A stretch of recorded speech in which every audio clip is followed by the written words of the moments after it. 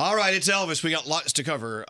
Where do you start? Khloe Kardashian and Tristan Thompson. Let's sort that mess out today. Also, Mariah Carey opens up about her very, very personal life with People magazine. It's actually a great story about Mariah. We'll get into that and a lot more stuff. It's After Elvis. This is iHeartRadio's After Elvis. By the way, happy National Pet Day. I'm sorry, are we on? Yes, we are.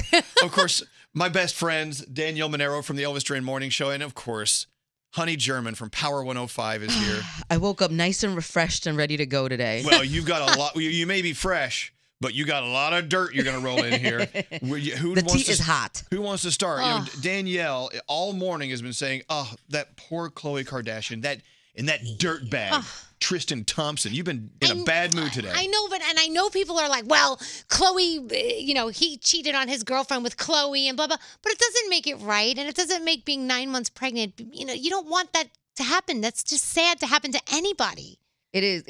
It's terrible. Here's the thing. Some people say Tristan left his pregnant girlfriend for Khloe.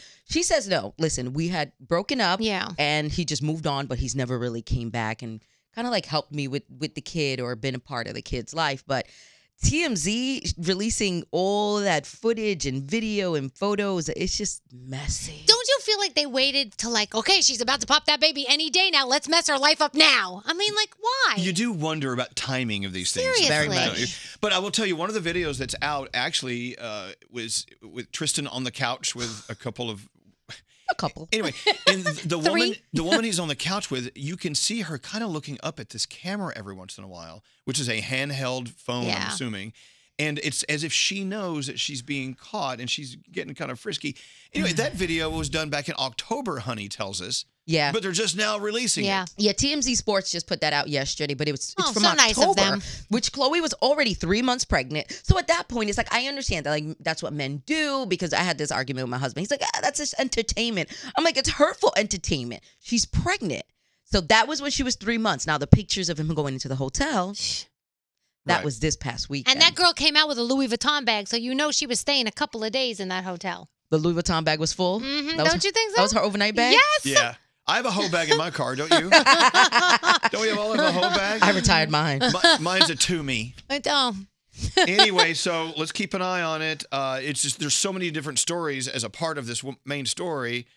But you know what? Look, she's going to have her baby any minute now, and now she has to think about this. I know, but it's so hurtful and it's just so embarrassing. Right. And then the quality of the women, it's like strippers, dancers, internet models. It's like, oh my God, couldn't it have been a doctor or a lawyer or an engineer? And you know what the other thing is you look at the posts that Khloe's been putting out there, like the last one with her and Tristan with the baby bump and we're ready for you, little lady, or whatever. And then every comment underneath this is, we're so sorry for you. He's an we got your back. It's just so sad. Can we say she should have known better? Well, okay, which brings me to the next question. And I hate to paint a picture of all sports figures as being sluts, but would you ever date a sports star, a guy? No. Because we hear nothing but the bad news. And I know there are some great ones. And we have Steph Curry. We have LeBron James. Steph Curry. Oh, my gosh, we all want to be like Steph Curry. Yeah. But don't they say they got hoes in other area codes and stuff like that? Oh, that Ludacris song. Right? I used to love that one. I got hoes in different area codes. Come on. You really brought it back, Danielle. That's my Bronx girl coming out. Okay. Well, no, but I mean, it just seems when you date any high-profile celebrity who's on the road a lot, you gotta your trust issues are kind of bent, It is. Quick story. One of my friends was like, we're going to go see a New York Knicks that I met. And I was like, oh, amazing. We get to the party. I'm like, but he's here with somebody else. So she's like, why did you invite me here? You're here with somebody else. He's like, oh, now you have to win my attention for me to not hang out with her and move over to you. I'm like, girl. Oh, it's a game. If we don't leave right now and just go get us some food at cafeteria or something, I'm going to smack you across the head. It's a game. It's a game. All right. Well, the stories, they keep on coming in about Tristan Thompson and pregnant Khloe Kardashian. We'll let you know more when we make up more. And of course, by the time you watch this, she may have already had the baby. She may have released a statement. We're not quite sure where that's going at this early stage in the game. But there are a couple other little stories involved with this as well. Well, Amber Rose, who used to hate on, they hated each other. She reached out to her and basically was really nice about it, giving condolences. I know, but condolences. Well, It Send really her a is. message. It's like she went on Instagram Live and she was just like, my heart breaks for you, sis. You're not my sis. Stop. Yes, but come on. Maybe she does feel bad. Maybe she does. But Jordan Craig, who is the original baby's mother, she posted a really nice message. Like, I'm not going to, feel good about anyone's misfortune. Very classy, very backhanded compliment type of situation. But that's good. But I loved it. And at that point, I feel like she's saying, look, media, tabloids, leave me alone. I'm not involved in this. I wish them the best. That's it. Yep. All right. Let's keep an eye on it. It's ever changing. Damn. So Mariah Carey opened up in this People magazine article about mental health. Every time a high-profile celebrity comes out and says, all right, I am dealing with mental health issues as well, it's actually a great thing for the whole community. She actually came out and said she's struggling with bipolar disorder, and she lived in denial for many years and didn't even treat it.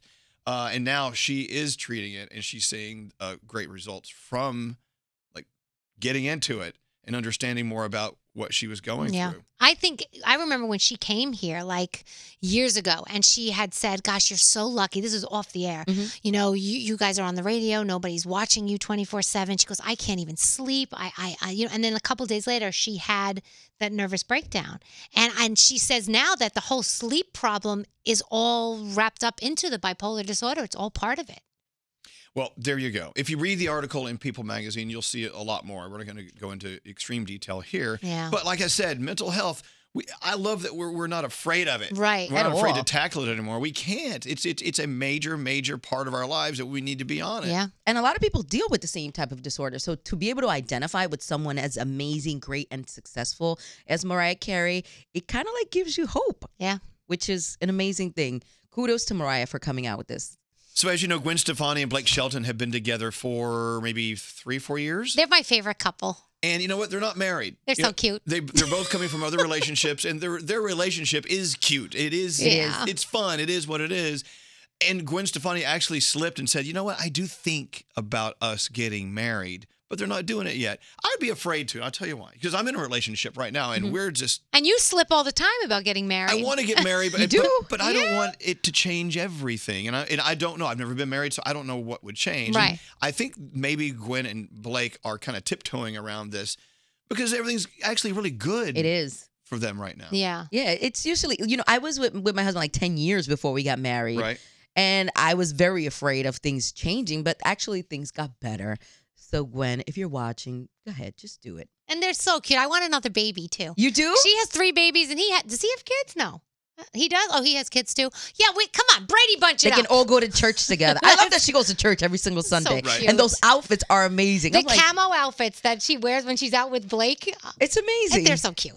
See, they have this seemingly great life. Yeah. And of course, we both love their music. And you see the happiness when they're together. I mean, they do really, really enjoy each other's If company. they break up, I will cry. Well, That's a couple that I will cry over. Really? Yeah.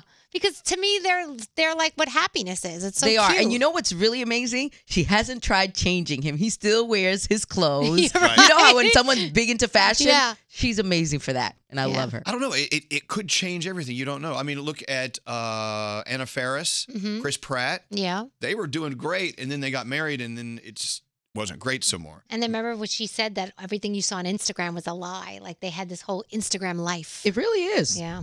It is a lie? You're living a lie? Not me personally, but a lot of the stuff I see, I'm like, I know you're in real life, and that ain't your life. Wow. Okay, a quick question. We were talking about this on the big show this morning, on the Elvis Duran morning show. One of our interns, Claire, she and her girlfriend went to a party. She had one drink, a couple of chips. They left. She got a Venmo request for $30 the next day from the host of the party, saying, well, you came to the party, pay up. What did they serve? They had drinks and chips and kind of snacks and stuff. Yeah, but it wasn't like a dinner or anything like that. Nothing crazy. Right. Yeah. So, but you had a good time? Mm-hmm. It was fun. How long did you stay? A couple hours. Yeah. What did you? How many drinks did you have? Like 1. Just one. Mm-hmm. All right. Your girlfriend, how much did she imbibe? She didn't drink. All right. So you had one drink. Okay. So you had a good time. And you said goodbye to the host. And you're like, okay, great. And you went home. And what happened the next morning? I woke up to a $30 Venmo charge. And there was nothing talked about ahead of time. She just went to the party. She said she's just gonna ignore the Venmo request. Do you ever Venmo request out after your friends? You pay for their dinner and their meal, but you hadn't told them about it? You like Never. slam them with it? No, never in life. Listen, I need full disclosure. If you're going to be charging me for anything, especially coming to your home and having a little soda and some chips, I'm going to need to be told this before I come. I think Could that's you fair. imagine? You had such a great time with me tonight. I deserve to be paid for that. Yeah, you got to pay me for that. $50. Cover charge at my house. You know how many chips and sodas I could buy for $30? Negative. But I think she should ignore it. Is she going to ignore it? She said she's ignoring it. Can you decline it? Because I would. I think you can. Can you decline it? Well, declining it that's a message. Yeah. You're sending It is a message. signal there. So here's my question. Let's say I am going to have a nice catered dinner at my house. Okay. I got a chef coming in and maybe someone to like help wait on us at the table. How great would that be, right? And I'm going to say, and we're going to have great wines and stuff. And I'm going to look at you. We would love for you to come. It will cost $50 a head. As long as you tell me ahead of time, I can at least make the decision of whether or not I want to be part of that and pay the money. I mean, you're being upfront, and I'm okay. I just feel weird about asking for someone to pay $50 a head to come to my house. I don't know. I would still come. Listen, you're talking chef, you're talking wine, you're talking food. And it's I'm his definitely house. coming. But me personally, I would never ask anyone to pay for anything, especially cash. Like if you want to bring a bottle, that's fine. Yeah. Right. But that's about it. And you want to go to Elvis's house is nice. Ooh. When is this 100. happening? $100. You pay $50. $100 for my parties, baby. Do I get to keep my shoes on? That's $150. Oh my gosh. Happy National Pet Day. You want me to tongue kiss my dog? No, please don't. I love my Max. He's adorable. You guys have a great day. Thanks for coming in. Thank you for having me. We gotta run. Say goodbye. Bye. Bye. Happy Pet Day. This is iHeartRadio's After Elvis.